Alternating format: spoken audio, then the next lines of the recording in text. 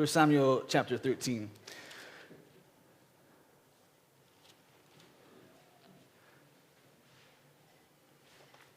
And so, I grew up in the church. I was a pastor within Calvary chapels for many years. I was also a missionary for a while as well. And when you're in the ministry for any amount of time, the questions get asked of you about discipleship. You as a pastor, you're always constantly looking. The statement is, "Who's your Timothy?" As Paul had a Timothy, he had a person that was younger than him in the Lord. Right? Doesn't really necessarily mean age, but in the Lord, and he was discipling that person to be a stronger man in the things of God.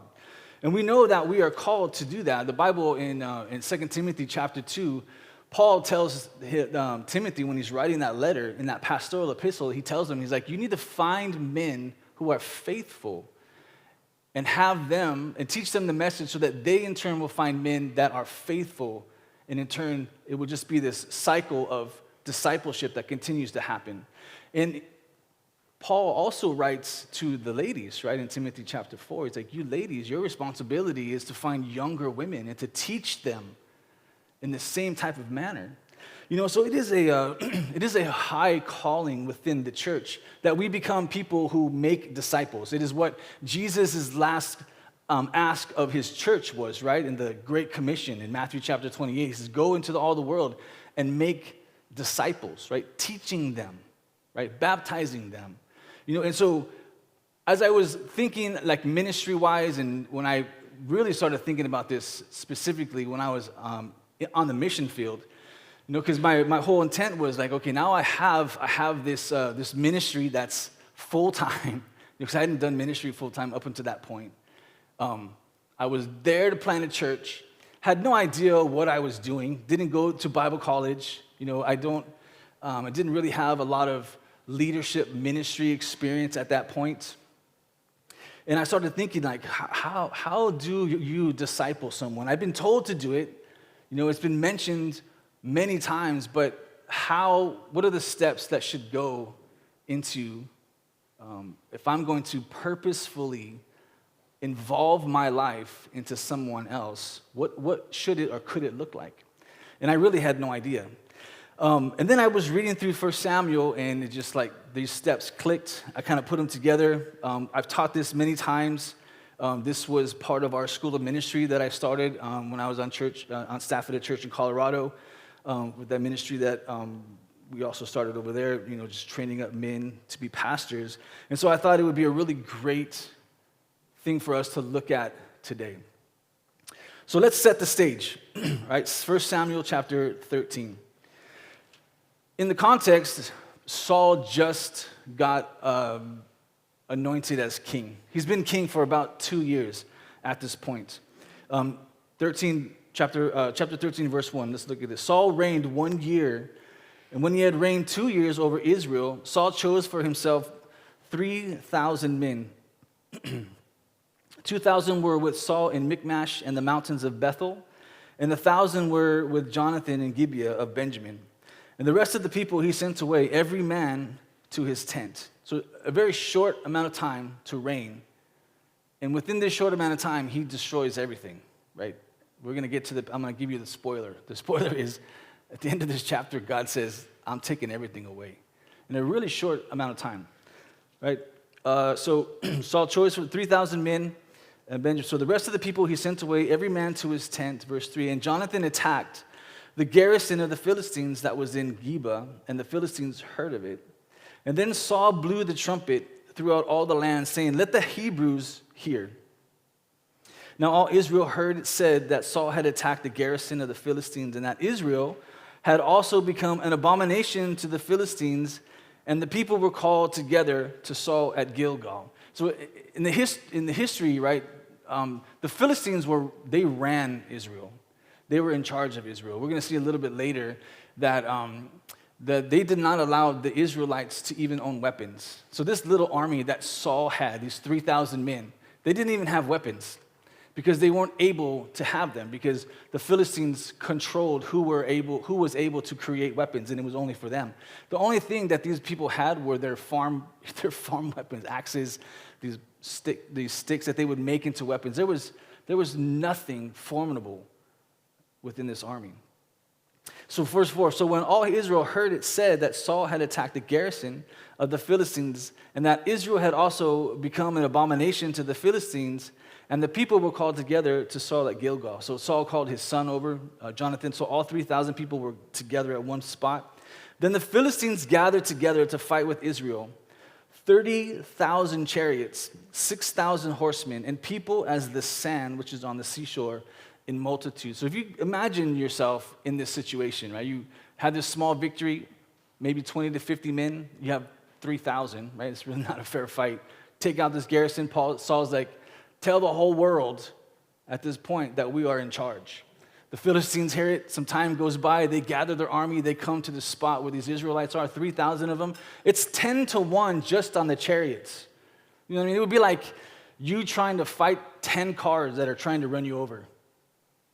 That's pretty, the stacked, it's a stacked deck. The odds are against the Israelites. That's just the chariots, right? 6,000 horsemen, 2 to 1 against horses, and then as many people as the sand of the seashore. And the idea is there's so many people that they couldn't even put a number to it, right? Surrounding them, 3,000. I always, when I think of these things, I'm thinking of these movies, like they're crawling up over the hill and they're like looking over, trying not to be seen, and they're just like, oh yeah, we're gonna die. It's like this is impossible, right? And so verse 5, it says, the Philistines gathered together to fight with Israel, 30,000 chariots, 6,000 horsemen, and people as the sand which on the seashore in multitude. And they came up and encamped in Michmash and in the east of Beth-aven. And when the men of Israel saw that they were in danger, for the people were distressed, the people hid in caves, in thickets, in rocks, in holes, and in pits. These people were like, yeah, this is not happening. I have things that I got to do. I have a farm at home that I want to farm. I got a family, I got children. They need me. I'm out. Found a hole in the ground and he jumped inside, right? He was like, I'm done. I can't do this. And he goes on in verse 6. So when the men of Israel saw that they were in danger, for the people were distressed, they hid in all these places. Verse 7, some of the Hebrews crossed over the Jordan into the land of Gad and Gilead. As for Saul, he was still in Gilgal, and all the people followed him trembling. So what we're looking at is so we had started off with 3,000 men against this army that is innumerable. 2,400 of them split. So Saul is now left with 600 guys, and those guys are like trembling, it says. They're afraid. They know they're going to die, right? At least that's what it looks like. Verse 8, so when he waited 7 days, according to the time set by Samuel, because around in chapter 12, Samuel says, hey, don't go anywhere. I'll be there in about 7 days. I'm going to offer some offerings for you. The Lord's going to grant you victory. And so they're waiting for Samuel to show up. In verse 8, when he waited 7 days, according to the time set by Samuel, but Samuel did not come to Gilgal, and the people were scattered from him. And so Saul said, bring a burnt offering and peace offerings here to me. And he offered the burnt offering, which is what he was not supposed to do. And this is the reason why God took his kingship away. So God gave it to him, right? The Israelites, or the Hebrew people, they wanted a king. God said, let me be your king. And they said, no, put a man in there. We know that Saul, when he talks about him in a few chapters before this, it says he was head and shoulders above every other man. He was a big man. Handsome guy, and everyone was like, we want that guy. That's what we want, the big, tall, handsome man to be our king. And God was like, okay, fine, let's do this. I'll let him be your king. And 2 years into it, he's already not trusting in the Lord. He's already letting his pride, hey, we destroyed this Philistine garrison, send it out through all the land that we are an abomination to the Philistines. Right? He's letting his pride get in the way of what God wants to do, and now he's offering these offerings when he wasn't supposed to. In verse 10 says, now it happened as soon as he had finished presenting the burnt offering that Samuel came, and Saul went out to meet him, that he might greet him. And Samuel said, what have you done? And he said, when I saw that the people were scattered from me, and that you did not come within the days appointed, and that the Philistines gathered together at Michmash, And I saw the Philistines will now come down on me at Gilgal, and I have not made supplication to the Lord. Therefore I felt compelled, and I offered a burnt offering. And Samuel said to Saul, you have done foolishly. You have not kept the commandments of the Lord your God, which he commanded you. For now the Lord would have established your kingdom over Israel forever, but now your kingdom shall not continue. The Lord has sought for himself a man after his own heart, and the Lord has commanded him to be commander over his people, because you have not kept what the Lord commanded you. You know, so you get this picture of just, okay, we had this short victory. We send out this praise around the land. The Philistines hear about it. They're like, oh, yeah, really? That's what you're going to do? Philistines come in, bring this massive army, right? And then the Israelites are like, man, we need to get out of here. They're running 3,000 down to 600. Saul is jumping to conclusions, doing things that he shouldn't be doing as the spiritual and leader and the king, not waiting on the priest to come in and do what God had asked him to do. And now not only is all of this compounding, now God says, whatever I was going to do with you, Saul, is now gone. So there's a lot of despair. And you know, as a leader, your attitude affects your people. And I'm sure at this point he was pretty messed up. And because he's messed up, his people are messed up. And there was nobody taking the reins to any kind of leadership at this point in time. And so, which is going to bring us to our main text in chapter 14. And I lead all the way up to that because there's a lot of ways that we can apply this to our life. You can look at it for what it is, because it's a historical fact that this is what happened. We know that when you're studying the Old Testament, the tribes become a type. They are a type of the flesh. They are a type of the world. The Philistines become a type of the world. The Jebusites, the Ammonites, all of the ites, right, are type of the flesh. So when God tells the people of Israel to destroy a specific people, he's basically telling us today in our type, right, get rid of the flesh. Get it out of your life, as radical as it may be, right? That's why Jesus says if your right hand causes you to stumble, you're supposed to what? Cut it off, right? Is that a real command? Of course not. But what he's saying is if there's sin in your life, get rid of it. Do it quickly, do it harshly, do it violently if it has to happen, right? But get rid of whatever it is out of your life.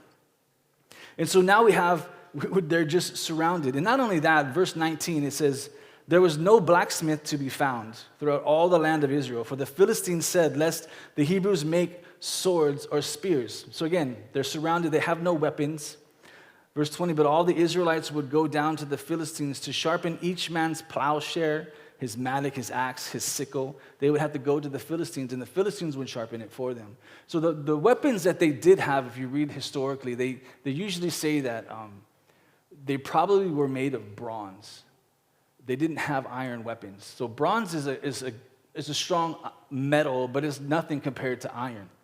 You know, and so most of the guys that would have bronze weapons are going to be Jonathan, Saul, some of his higher-ranking officers, but the majority of the army, they're just going to have sticks. They've been running around with their sickles, with these sharp-pointed sticks, you know, and it's really ineffective. And so look at verse 22, and then we'll jump into chapter 14. So it came about on the day of the battle, so here it is, it's all culminating, that there was neither sword nor spear found in the hand of any of the people who were with Saul and Jonathan, but they were found with Saul and Jonathan, his son. Crazy, this is a crazy scenario. It's absolutely overwhelming. And I don't know about you, but I've been in some overwhelming situations, whether it's an actual physical thing, whether it's just in my mind, you know, where I am really struggling with how to deal with the situation that I'm in. You know, and you could, if you allow your mind to run with despair, right, you can get yourself into a lot of trouble. And we know that a lot of the battles that begin within our lives, the issues that we have within our marriages, sexual sin, lustful things, whether that's pride, jealousies, all the things that we tend to struggle with, it all starts right here. It all starts in the mind, right? And what we deal with that is going to determine the outcome of what happens is gonna determine what happens when we deal with those situations. Am I going to allow these thoughts to overwhelm me, or am I going to take them to the Lord? And so we need to learn how to take these things to the Lord. Now let's jump into the text, verse 14. So I want to talk about 4 specific things. If you're taking notes, please write these down, because these are 4 areas that you can make an absolute difference in the life of a church, in the life of your own family, and in the life of your personal life. So write these down. Number 1, challenge. Number 2 is encourage. Number 3, have a plan. And number 4 is set an example. Now we're going to look in this section of scripture about how Jonathan deals with this situation. Now it happened one day, verse 1, chapter 14. Now it happened one day that Jonathan, the son of Saul, said to the young man who bore his armor, "Come, let us go over to the Philistines' garrison that is on the other side." But he did not tell his father. So you'd imagine, right, Jonathan, right, the only one here that's really standing up for any kind of righteousness. He looks at his armor bearer, and the armor bearer was, obviously was to follow Saul, carry some of his armor. But they also had another responsibility. So like if they're in a battle and they're fighting, the armor bearer would fight behind Jonathan. So if Jonathan would, stab someone, and he would fall to the ground, and he would step over him to fight the next guy. And if he didn't absolutely kill that guy, he could stab him in the back or in the leg or something like that. So part of their responsibility was to come after Jonathan and go and make sure that guy that fell down was dead. So this relationship was a very trusted relationship. Jonathan had to trust this guy with his life, especially, like back then, you watch movies about fighting where everyone's just running and it's like chaos. It's a crazy, crazy scenario. And so he looks at his armor bearer and he's like, all right, nobody's doing anything. My father's just sitting over there. He said, let's deal with the situation. Let's go. And I'm sure the armor bearer was kind of like, you want to do what? Just me and you, not the rest of us? You have 1,000 men, Jonathan, at the point, right? Most of them probably stayed with Jonathan, they say. And he goes, no, just me and you, just the 2 of us. And so this first thing that you do in this discipleship relationship is you challenge someone, right? You want to challenge someone, whoever it is that you're discipling. I remember when I was a missionary, we had just moved to the Philippines. We had brought a massive team with us from our home church. And Filipinos, they love basketball. That's like the number 1 sport in the Philippines. And even though they're short, those little guys run like crazy. And so, and then I show up and I'm like, chest above everybody else. And they're like, hey, dunk. And I'm like, I can't do that. But, so we're playing basketball, just trying to get to know people. And I didn't know the area at the time. But, so my pastor was with us. And he was like, hey, Aaron, go get your guitar and go out there and play them some songs. And I remember thinking, what? You want me to do what? And they're playing basketball right now. He's like, no, go get your guitar. Just stop them from playing basketball. Get out there and sing some songs. And I was so frustrated because I was like, I do not want to walk in the middle of this basketball court, stop all these dudes from playing basketball, and be like, hey, can I sing you some songs in a language that you probably don't understand? And I'm like, what songs do I sing? Like, there was a lot of, in my mind, it was a lot of pressure. And so, being the submissive guy that I am, I walk begrudgingly, I'm like, I can't wait for this dude to leave, walked over to the van, grabbed my guitar, put it on, and I walked out into the middle of this basketball court. I'm like, hey, everybody come here, and they're like, what the heck is this guy doing? And so they all came over. I'm like, I'm going to sing you some songs, and so I started singing songs. And I remember I was so angry, like I was so embarrassed, and I was frustrated. Like, this is like ridiculous. And that man, that pastor, he pushed me to do things that I never would have done in a million years. I've always played the guitar, but I've never really sang.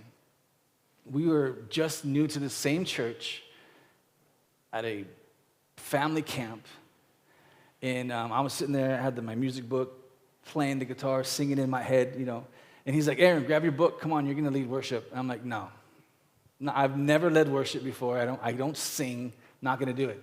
No microphone, no nothing, right? There was 100 plus people, and then he's like, no, come on, you'll be great, you'll do it. I'm like, no, like seriously, like I don't lead worship. And so he grabs me, and I finally gave in. Like he was relentless. And so I went, and then he's like, hold on, I'm going to go. There's another church here. I'm going to go see if they want to come. So he grabs more people. I literally this sea of people. I've never sang in front of anybody ever. And I'm just like, this is going to be a train wreck.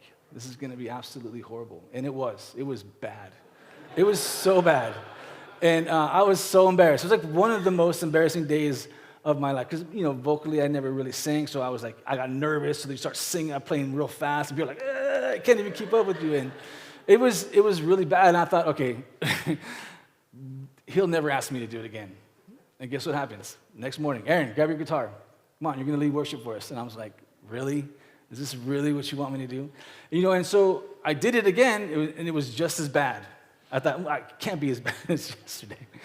But it was just as bad as the night before. And he kept doing that to me, And in the moment, I was angry, and I was frustrated, and I didn't want to do it.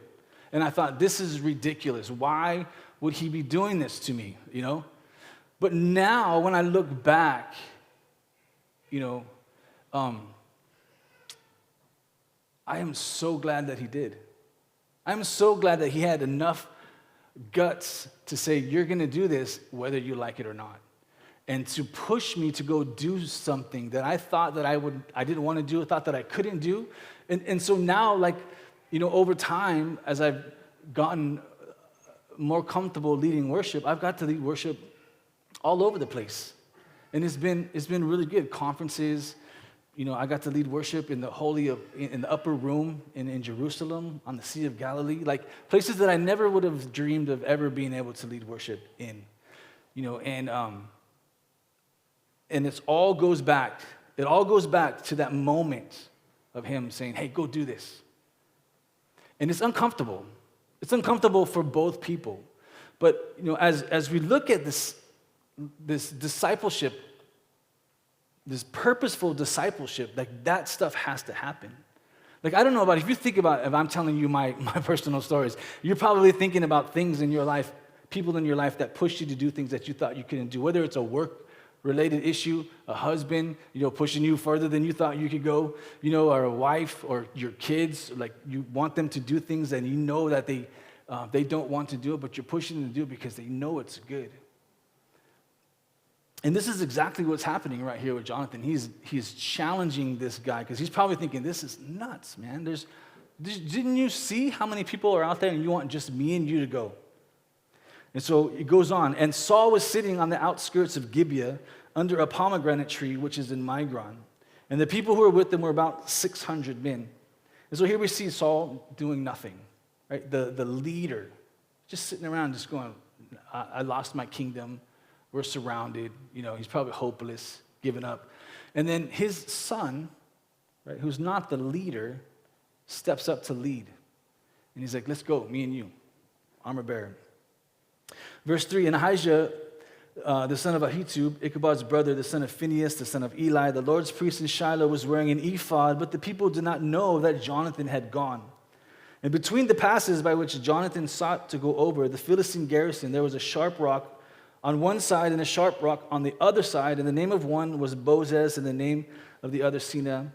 And the front one faced northward opposite Michmash, and the other southward opposite Gibeah. Now here we're going to the second thing. So the first one, when you're looking to disciple someone, right, you want to challenge them to step out of their comfort zone. And Jesus did this with his disciples. Do you remember when he told his disciples when he was right before he came into the city of Jerusalem on the donkey, he's like, hey, go down the road, there's a donkey there, and I want you to go grab the donkey and bring it back to me. Remember that whole story? And Jesus said, and if they say, what are you doing? Just tell them, oh, Jesus told me to come get it. It would be like if I said, hey, there's a Ferrari around the corner. I want you to go grab it and bring it to me, right? And if the guy asks you, what are you doing? Just say, oh, Aaron told me to get it. That's the same kind of thing, because the donkey was like a vehicle. And so Jesus was like, go do these things. And they're just like, okay, let's go do these things. Like he told them to go 2 by 2, right? Don't take any money, don't take a sword, don't take an extra blanket, just go and just trust the Lord. Like he challenged his people all the time. Second one, in this one here is also an important aspect to it, and this is encourage the heart. So verse 6, it says, then Jonathan said to the young man who bore his armor, come, let us go over to the garrison of these uncircumcised, and it may be that the Lord will work for us, for nothing restrains the Lord from saving by many or by few. And so we see here Jonathan was like, okay, I know this guy must be scared. He's like, listen, we're going to go. The Lord is going to be with us, right? The Lord is going to give us victory. We need to trust in the Lord. Like he was speaking his faith about what God was going to do in this scenario to this young man. He's like, look, I know you might be scared, but let's go. God's going to be with us, right? And he's going to do that. And when you do that to someone, when you verbally speak, like the Bible says that we have the power of life or death, right, in the tongue. The tongue has the power of life and death. You have the ability to speak things into the life of people that's going to give them life or give them death. Right? That's going to encourage them to go step out and do things, or discourage them so that they run away from the things that God wants to do in their life. And this is a call for all Christians, right? This idea of making disciples, right? It is an important aspect of who we are as a church, who we are as a Christian, and that we need to start thinking about how we can start doing this more purposefully. I know that discipleship happens very organically. Like you're probably doing these things and you don't realize that you're doing them, right? But when you start putting specifics and you start thinking about how to do these things and you be more purposeful about doing these things, it's going to transform you and transform that person, but bigger than that, and we'll see at the end, it's going to transform the church, the church in whole, but also the specific church that you are a part of. And we're going to see that how big of an influence that is. Speaking your faith, encouraging those people. When I go back to the pastor that was like, pushing me to do things that I didn't want to do, he was very encouraging. One of the most encouraging men I've ever met in my life. He's like, you can do anything. I'm like, no, I can't. He's like, you can do it. I'm like, no, I can't. He's like, come on, you can do it. You can do it. I know the Lord wants to use you. You have a gift. I'm like, no, I don't. I suck. Whatever was going on in my mind at that time. But because he was so persistent in encouraging me to do those things, right? And because he was someone that I respected, and I knew that God moved and worked through him, right? I had to get over myself. There's a point where we have to get over ourselves, right?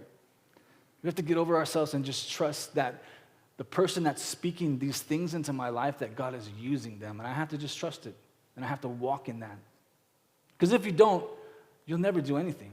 And we don't want to be that kind of person. We don't want to be, man, I know that God has used all these people to speak these things into my life, to go do these things that God has called me to do, but I have never done it because I'm just trapping myself in this box, But these guys are just pushing. And what's interesting in verse 7, and so the armor bearer said to him, he said, do all that's in your heart. Like he trusted this man. He respected David. He's like, whatever you want to do, David, I'm down for it. Let's go. Whatever it is, right? Do all that's in your heart. Go then. Here, I am with you according to your heart. And then the third thing right here, so we got challenge the people that you're around. You want to encourage them, speak your faith to them. And the third thing is you want to have a plan. Like you want to be specific about what you're doing. So here we see Jonathan in verse 8. It says, then Jonathan said, very well, let us cross over to these men and we will show ourselves to them. And if they say thus to us, wait until we come to you, then we will stand still in our place and not go up to them. But if they say thus, come up to us, then we will go up, for the Lord has delivered them into our hand, and this will be a sign to us. And so both of them showed themselves to the garrison and the Philistines said, look, the Hebrews are coming out of the holes where they have hidden. And the men of the garrison called to Jonathan and his armor bearer, saying, hey, come up to us, and we're going to show you something. Like that line just cracks me up. Like, hey, come here, let me show you something, like the tip of my sword. Like, what are you going to show them? And so the idea was like, Jonathan was like, okay, look, this is what we're going to do. We're going to say this. If this happens, then we're going to do this. If this doesn't happen, then we're not going to do that. And when you're looking at discipleship, you should have a plan. And the reason why you should have a plan is that if you are sitting down with someone in a purposeful, like mentor, discipleship type of relationship, and you can lay out a plan and say, this is what I want to do, and this is how I want to help you grow in your walk with the Lord. There's something powerful in that you think to yourself, man, somebody has prayed over me for however many hours it took to come up with this plan. Somebody has thought about me so much so that he wants to put together something to help me be a better husband, a better single person, a better mother, a better whatever, wife, you name it. Whatever it is that you feel that God is putting on your heart to help with someone else. Like there is something powerful in that. To know that somebody is thinking about you and praying for you and planning out how they're going to do that with you. And so it's super helpful. So verse 12, he says, so the men and the garrison called, and Jonathan and his armor bearer said, come up to us, and we're going to show you something.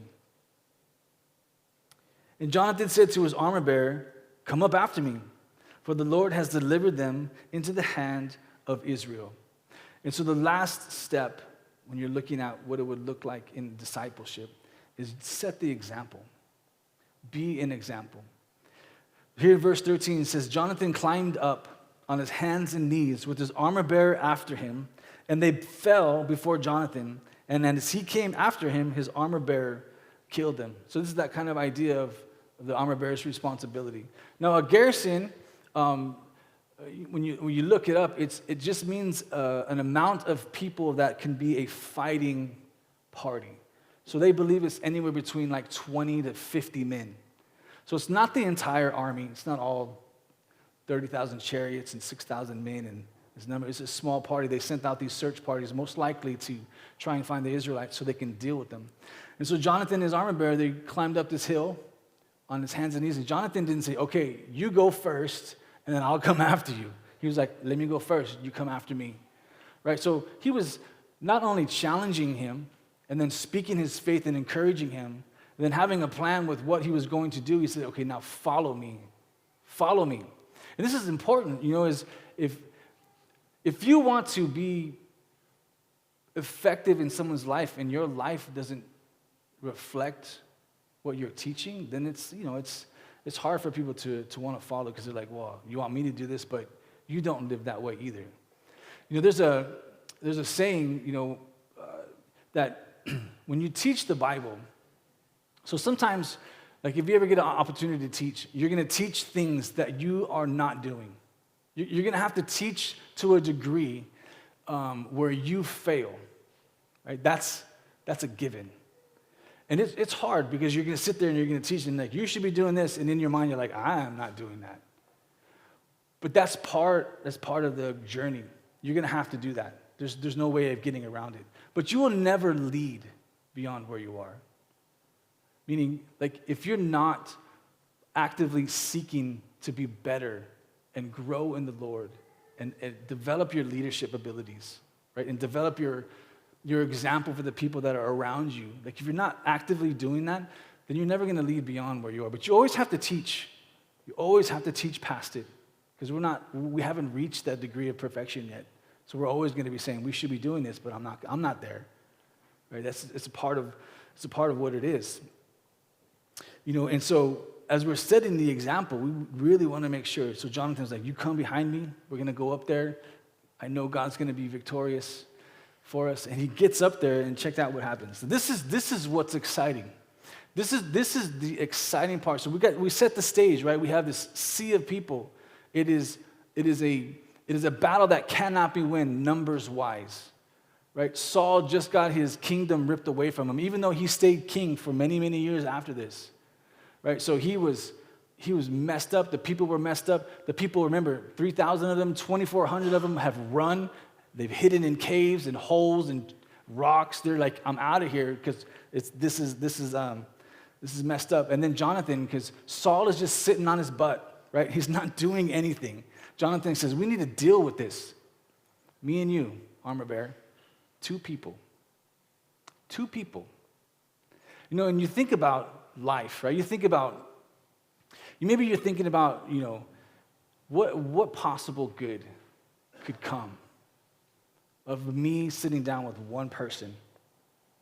How effective can that be? You know, I have that same thought. You know, like, really, what can I do as one person or two people against an army or a sea of obstacles? You know, and, well, the answer is you can be faithful. Like, that's the key. The answer is faithfulness.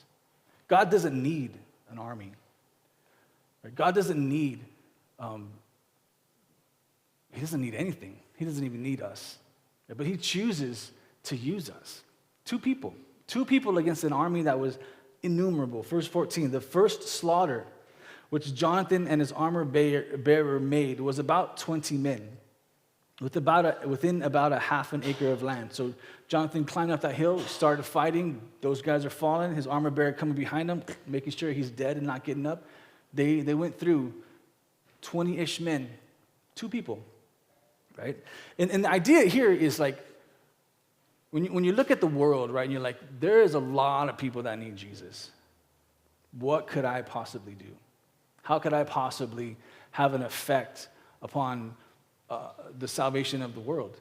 You know, and the reality is like you really can't do a whole lot. But what you can do is a little bit. And when you are faithful with the little, what does the Bible say? That God will give you more, right? God will make an expanse. And so when we look at this, 20 men, they went through, killed all these guys. Verse 15, it says, and there was a trembling in the camp. This Philistine army, these 20 guys died. The whole camp started to tremble. Whether they were hearing the sounds, it doesn't really say. It says, in the field and among all the people, the garrison, the raiders also trembled. All the earth quaked, so that it was a very great trembling. And now the watchman of Saul in Gibeah of Benjamin, he looked, and there was the multitude melting away. And they went here and they went there. So Saul is hearing this. The earth starts to shake. Everyone's starting to get a little bit crazy. There's noise going on. Saul gets up out of his tree, gets up on this hill, and looks up, and he sees all this army and all this confusion going on, right? And so when we look at what's going on, right, there's a sea of this impossibility. These two guys have this small victory, and then God starts to cause confusion, right? And then God starts to do a greater work. Right? I bet you Saul and his armor, or Jonathan and his armor bearer were just like, what is going on? Right? I'm just trying to be faithful in this small thing that God has put in front of me. I'm going to go do that. And because they did that, God started to do something much, much bigger. Verse 17, it says, then Saul said to the people who were with him, now call the roll and see who has gone from us. And when they had called the roll, surprisingly, Jonathan and his armor bearer were not there. And Saul said to Ahijah, bring the ark of God here, for at that time the ark of God was with the children of Israel. Now it happened while Saul talked to the priests that the noise which was in the camp of the Philistine continued to increase. So Saul said to the priest, withdraw your hand. He's like, we need to find out what's going on. And the priest started doing his thing. He's like, stop, because it's getting louder. Let's go find out what's going on. In verse 20, Saul and all the people who were with him assembled, and they went to the battle. And here's what's super exciting about this part, is that this army is going through confusion. God has rattled them. And look what happens in verse 21. Moreover, the Hebrews, pay attention, the Hebrews who were with the Philistines before that time.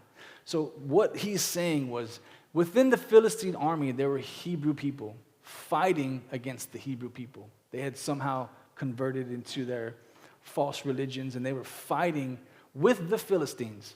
And once these two people started this small battle, God said, I'm going to honor your faithfulness and cause chaos in the order. And then the people within the Philistine army, they're like, they remembered.